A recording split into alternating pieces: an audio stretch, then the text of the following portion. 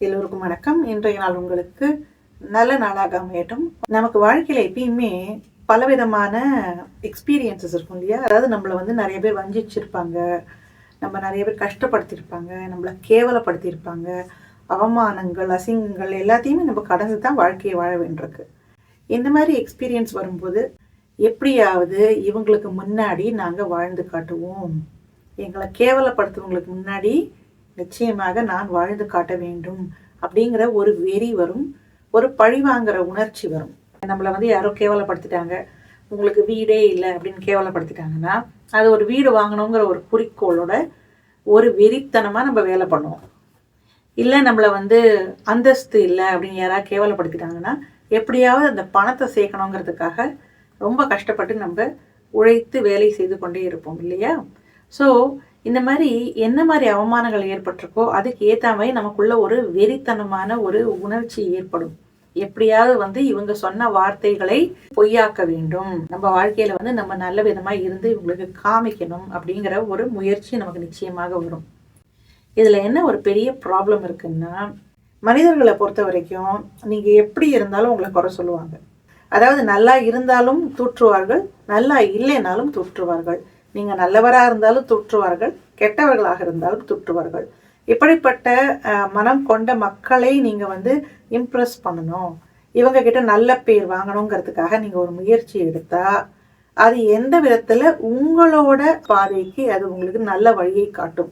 உண்மையான சுதந்திரம் என்னன்னா, சுத்தி இருக்கக்கூடிய சமுதாயம் என்ன பேசினாலும் கவலை இல்லைன்னு நமக்கான உண்மையான வழியை நோக்கி செல்வது. அதுக்குதான் ரொம்ப உங்களுக்கு தெம்பும் தைரியமா தேவையை தவிர ஒருத்தர் சொல்ற வார்த்தைகளுக்காகவும் உங்க வாழ்க்கையை நீங்க மாற்றி அமைக்க ஆரம்பித்தால் உங்க வாழ்க்கையில நீங்க உண்மையான சந்தோஷத்தோட வாழவே முடியாது. நம்ம எப்படி இருந்தாலும் இந்த சமூகமானது நம்மளை உரசித்தான் பார்க்கும். என்ன நீங்க பண்ணாலுமே உங்களை ஏதாவது உரைக்கல் வச்சிருப்பாங்க, ஆளாளுக்கு ஒண்ணு வச்சிருப்பாங்க. சில பேருக்கு பணம் ஒரு உரைக்கல்லா இருக்கும், சில பேருக்கு பதவி இருக்கும், சில பேருக்கு அந்தஸ்து இருக்கும். ஸோ ஒருத்தருக்கு ஒரு உரைக்கல்லை வச்சு நம்மளை தேய்ச்சி பார்ப்பாங்க. எல்லாரையும் எப்பயுமே சந்தோஷப்படுத்துறதுங்கிறது முடியாத காரியம். அப்படிப்பட்ட முயற்சி நீங்க எடுக்க ஆரம்பிச்சீங்க ஒரு பழிவாங்கிற நோக்கத்தோட, ஒரு நம்மளை நல்லவங்கன்னு ப்ரூவ் பண்ணணும், இல்லை நான் வல்லவன்கிறத ப்ரூவ் பண்ணணும், என்னோட எதிரிகள் என்னை பார்த்து ஆச்சரியப்படணும்னு நீங்க நினைச்சீங்கன்னா எத்தனை எதிரிகளுக்காக நீங்க பண்ணுவீங்க? வாழ்க்கையில ஒரே ஒரு எதிரி இருக்க போறது இல்லை. பல சமயத்துல பலவிதமான பிரச்சனைகள் நமக்கு வரும். அப்ப யாராவது ஒருத்தர் நமக்கு எதிரில் நிற்கதான் செய்வாங்க. நமக்கு நம்மளோட கருத்துலேருந்து முரண்பட்டு எல்லாரும் நிற்க தான் செய்வாங்க. அப்படி இருக்கிற ஒருத்தரையா நம்ம எடுத்து அவங்களுக்கு நம்ம ப்ரூவ் பண்ணணும், நம்ம வாழ்க்கையை எடுத்து வாழ ஆரம்பிச்சோம்னா நம்மளே தொலைச்சிடுவோம். நீங்க ஒரு ஆன்மீக வழியில இருக்கீங்க, ஒரு தெய்வத்தோட வழிபாட்டில் இருக்கீங்க அப்படிங்கும் பொழுது அந்த தெய்வத்தோட வழிகாட்டுதல நம்ம நடந்து போறோம். இல்லை நம்மளோட ஆன்மா என்ன சொல்றதோ அதை கேட்டு நடக்கிறோம். ஸோ ஆன்மா சொல்றதை கேட்டு நடக்கிறதுனா என்னன்னா, சுத்தி இருக்கிறவங்களோட அவங்களோட விமர்சனங்கள் நம்மளை எந்த விதத்திலையுமே பாதிக்காமல் இருப்பது. இது ரொம்ப கஷ்டம். ஏன்னா உலகத்துல நம்ம என்ன பண்றோம், மக்கள் நம்மளை சுத்தி இருக்கிறவங்க தான் நம்மளோட உற்றார் உறவினர், சொந்தம் பந்தம் எல்லாமே. ஸோ அவர்கள் நம்ம வாழ்க்கையில ஒரு மிகப்பெரிய தாக்கத்தை ஏற்படுத்தக்கூடியவர்கள். அப்படி இருக்கக்கூடிய இந்த சமுதாயத்துல அதை பெருசா பொருட்படுத்தாமல் அந்த பந்தங்கள்லேருந்து விடுபட்டு நமக்கான ஒரு பாதையை அமைச்சுக்கிறது தான் ரொம்ப கஷ்டம். எது சரியான வழி? நம்ம எதிரிகளை நாம் வெல்ல வேண்டும், எல்லாருக்கும் முன்னாடி நம்ம நல்லா வாழணும்னா என்னன்னா, முதல்ல நல்லா வாழறதுன்னா என்னங்கிறதுக்கு ஒரு புரிதல் நமக்கு தேவை. இது ஒரு தனியா இதுதான் நல்லா வாழறதுன்னு சொல்ல முடியாது. சில பேருக்கு நிம்மதி தேவை, சில பேருக்கு சுதந்திரமா இருக்கிறது பிடிக்கும். ஸோ உங்களுக்கானது என்ன? யாருமே எதுவுமே சொல்லலைன்னா உங்க வாழ்க்கையை நீங்க எப்படி அமைச்சுப்பீங்க அப்படிங்கறத கொஞ்சம் யோசிச்சு பாருங்க. சரியா? பணம், புகழ், அந்தஸ்து, கௌரவம் இதெல்லாம் மட்டுமே வாழ்க்கை கிடையாது. அதை மீறிய பல விஷயங்கள் வாழ்க்கையில இருக்கு. இப்ப இதுக்கு ஒரு உதாரணம் நான் உங்களுக்கு சொல்றேன். என் வாழ்க்கையில நடந்த ஒரு விஷயத்த நான் சொல்றேன். நான் MCA படித்தேன். சின்ன வயசுலேயே நான் அமெரிக்காவுக்கு மூவ் ஆகிட்டேன். இங்கே தான் நான் 24 வருஷமாக இருக்கேன். என் வாழ்க்கை எப்பயுமே பார்த்தீங்கன்னா இந்த கார்ப்பரேட் ஐடின்னு சொல்கிறோம் இல்லையா, அதில் தான் நான் வேலை பண்ணிகிட்டு இருந்தேன். அப்போ நம்ம வாழ்க்கையோட ஒரு ஒரு நாளும் எப்படி போச்சுன்னா, அடுத்தது நம்மளோட வேலையில் எப்படி நம்ம வந்து இன்னும் பெரிய பதவிக்கு போகிறது, எப்படி இன்னும் நல்லா பண்ணுறது, அப்படி தேடி ஓடிட்டே இருந்தேன். ஸோ இதில் என்னாச்சு, 2015 எனக்கு ஒரு பெரிய ஒரு வாழ்க்கையோட திருப்பு முனையாக எனக்கு அமைஞ்சுது. ஒரு ஆக்சிடெண்ட் எனக்கு ஆச்சு. அதில் என்ன ஆச்சுன்னா, எனக்கு பெரிய தலையில் அடிபட்டு உடம்பு சரியில்லாமல் நான் இருந்தபோது என் வாழ்க்கையை வந்து நான் திரும்பி பார்க்க ஆரம்பித்தேன். என்னடா இந்த நடந்து வந்த பாதையில் திரும்பி பார்த்து என்ன நம்ம மிஸ் பண்ணியிருக்கோம், ரொம்ப பெரிய விஷயங்கள் என்ன நம்ம இது வரைக்கும் பண்ணாமல் விட்டுருக்கோம், நமக்கு ரொம்ப முக்கியமான விஷயம் என்னதை நான் இன்னும் பண்ணலை அப்படின்னு யோசிச்ச போது 2 விஷயங்கள் எனக்கு தெரிஞ்சுது. ஒன்று, என்னோட குழந்தைங்களோட நிறையா நான் வந்து நேரம் செலவிடவில்லை. வேலைன்னு ஓடிடுறோம் நம்ம இல்லையா.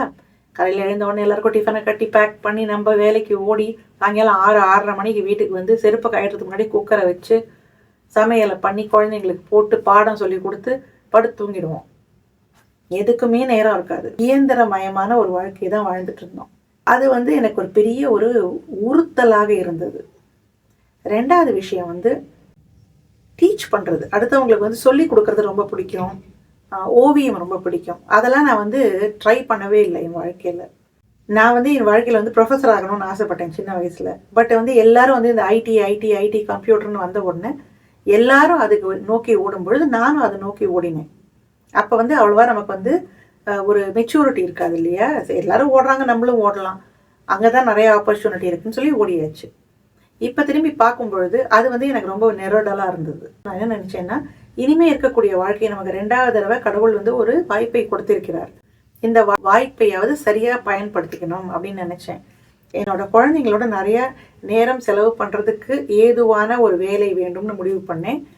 அப்போ எந்த மாதிரி காலேஜ் நான் போனேன்னா,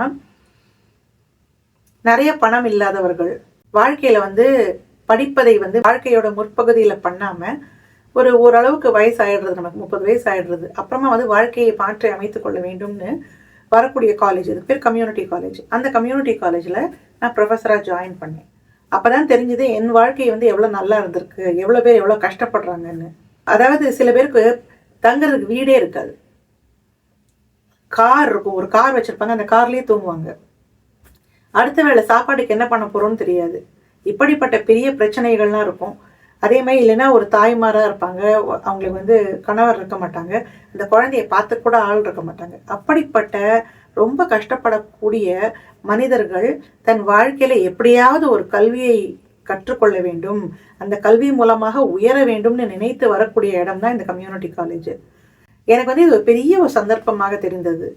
ஒரு பெரிய ஒரு கம்பெனியில் டிரெக்டராக உட்கார்றதை விட இல்லையா, ஒரு பெரிய ஒரு ஜிஎம்மாக உட்கார்றதை விட இந்த மாதிரி மனிதர்களோட வாழ்க்கையில் ஒரு சின்ன உந்துதலாக நம்ம இருக்கிறதுக்கான ஒரு வாய்ப்பை அந்த கடவுள் அளித்தார்னு நினைச்சேன் நான். ஏன்னா இந்த மாதிரி மக்களோட வாழ்க்கையில் ஒரு 100 பேர் நம்ம பார்க்குறோம், அதில் ஒரு 2 பேரோட வாழ்க்கையில் ஏதோ ஒரு மாற்றத்தை, ஒரு தாக்கத்தை நம்ம ஏற்படுத்துகிறோம்னா அது அந்த தலைமுறையே மாற்றி அமைக்கக்கூடிய அளவுக்கு ஒரு தாக்கத்தை அவங்களோட வாழ்க்கையில் ஏற்படுத்தும்.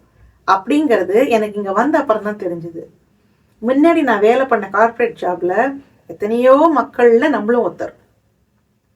நம்ம பண்ணக்கூடிய வேலை வந்து நேரடியாக யாருக்கும் வந்து ஒரு பெரிய தாக்கத்தை ஏற்படுத்தியதே கிடையாது. ஸோ இந்த வேலைக்கு நான் வந்த அப்புறமா என் வாழ்க்கையில் ஒரு நாளும் நம்ம பண்ணக்கூடிய ஒரு வேலைக்கு ஒரு உண்மையான அர்த்தம் இருக்குங்கிறத புரிய ஆரம்பிச்சுது. வேலைங்கிறது ஒரு அர்த்தமுள்ளதாக பண்ணலாம்ங்கிறதும் தெரிய ஆரம்பிச்சுது. நான் வாங்கின சம்பளத்தில் பாதி சம்பளம் தான் வாங்கினேன் இந்த வேலைக்கு வந்தபோது. ஆனால் ரொம்ப நிம்மதியாக ராத்திரி என்னால் தூங்க முடிஞ்சுது. என் குழந்தைகளோட என்னால் நிறைய நேரம் செலவிட முடிந்தது. என் வாழ்க்கையை வந்து என் கூட படித்தவர்களோட வாழ்க்கையோடு பார்க்கும் பொழுது பொதுவாக ஒருத்தர் பார்க்குறாங்கன்னா, ஆஹா இந்த பொண்ணு என்ன பழக தெரியாமல் இருக்குது, எதுக்கு இந்த வேலைக்கு போச்சுன்னு நினைக்கலாம்.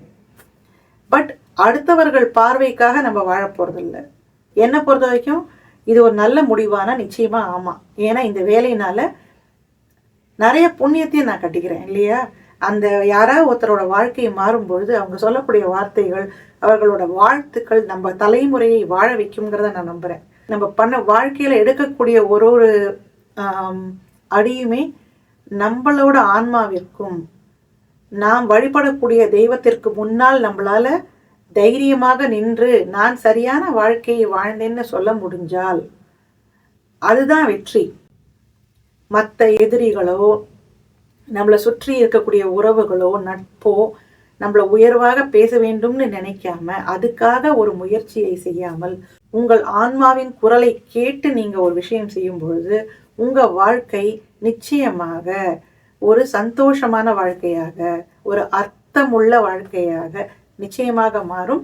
நாளைக்கு நீங்க வழிபடக்கூடிய அந்த தெய்வத்திற்கு முன்னால் நிற்கும் பொழுது உங்களுக்கு எந்த ஒரு நெருடலுமே இருக்காது.